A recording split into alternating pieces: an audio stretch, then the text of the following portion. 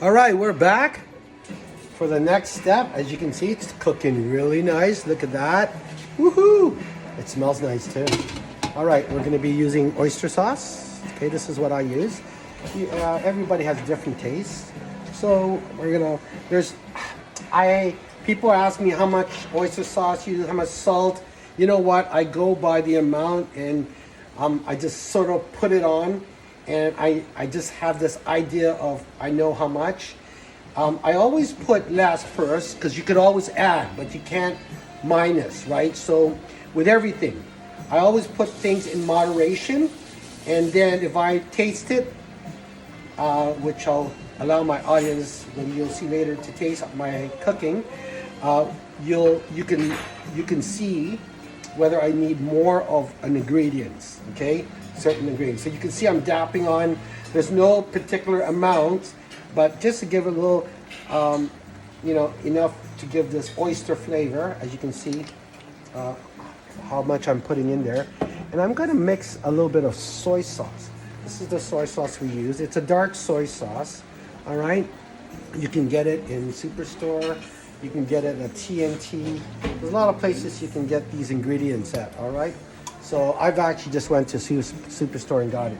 So I'm sort of just putting soy sauce, all right, all around. That's how you get your darkness sometimes. People are like, oh, how come it's so dark?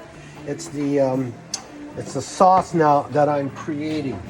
All right, so I'm creating the sauce, as you can see, and I'm mixing it in. The vegetable, I don't want to overcook it because I don't want it mushy. I like it a little bit crunchy, especially in my broccoli. I like to have the broccoli and the cauliflower a little crunchy. The carrots, you like it a little bit softer.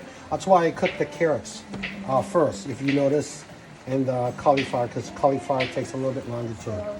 All right, so here you can see is a little touch of the mix of the sauce. Now, to add a little bit more juice, I have some water left over when I cooked my chow mein noodles, and I left the water in there. So I separate the water, which you'll see the chow mein, which I'm making right now. So to add some sauce there, we'll use the leftover water from the noodles. So right now, I've mixed the sauce, and you notice that how when I mixed it, it sort of went in the bottom. So I'm gonna add a little more oyster sauce. Now a lot of people may use a soup base, okay? And that's another way you could do. You can use a soup base. You can use sometimes for spices. I might use onion soup. You ever use onion soup for meatloaf or anything like that? I love the taste of oyster. Okay, a little bit more soy sauce again. All right, and there you go. We'll mix it, and we'll call you back when we mix. The next step now is mixing the sauce, the vegetable on top of the noodles, and we're gonna give the noodles, when I cook it, you'll see, we're gonna give the noodles a little bit of a crunch because we don't